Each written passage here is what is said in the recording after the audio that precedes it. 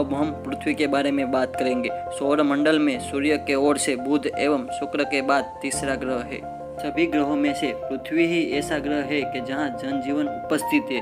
यह सौर मंडल में सबसे घना और 4 स्थलीय ग्रहों में से सबसे बड़ा ग्रह है। पृथ्वी आकार से 5वां सबसे बड़ा ग्रह है। यह अपने अक्ष पर 23.5 अंश से झुकी हुई है और यह सौर मंडल का एकमात्र ग्रह है जिस पर जीवन शक्य है। इसका एकमात्र उपग्रह चंद्रमा है। पृथ्वी का विषुववृत्तीय व्यास 12,756 किमी और ध्रुवीय व्यास 12,714 किमी है।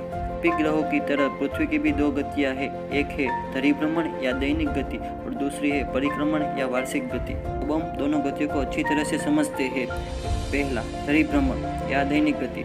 पृथ्वी सदैव अपने अक्ष पर पश्चिम से पूर्व की ओर घूमती है, जिसे पृथ्वी का परिभ्रमण बोलते हैं। इसके कारण दिन एवं रात होते हैं। इस गति को हम दैनिक गति भी कहते हैं।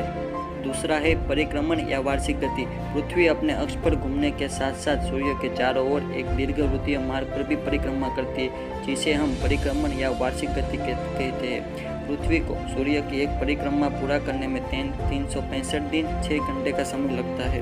पृथ्वी अपने अक्ष पर पश्चिम से पूर्व की ओर 1610 किलोमीटर प्रति घंटा की रफ्तार से अपना एक चक्कर लगाने में उसे 23 घंटे 56 मिनट और 4 सेकंड का समय लगता है और इस गति के कारण ही पृथ्वी पर दिन और रात होते हैं।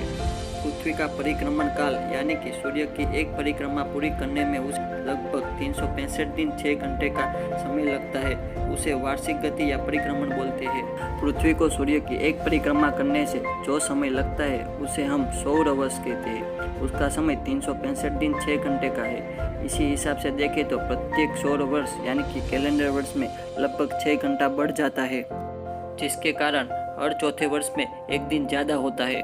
यह दिन फरवरी मास का 29वां दिन होता है और उस वर्ष को हम लीप वर्ष बोलते हैं। सामान्य वर्ष में 365 दिन और लीप वर्ष में उससे एक दिन ज़्यादा 366 दिन होते हैं। पृथ्वी अपनी धरी पर 23.5 अंश के कोण पर नमी हुई है और पृथ्वी की वार्षिक गति के कारण ही हमें पृथ्वी पर ऋतु परिवर्तन दिखाई पड़ता है और वार्षिक गति के कारण दिन एवं रात छोटे बड़े होते हैं। आकार और बनावट में पृथ्वी शुक्र के समान है। जल की उपस्थिति के कारण हमें पृथ्वी नीले रंग की दिखाई पड़ती है और उसे नीला ग्रह भी कहा जाता है।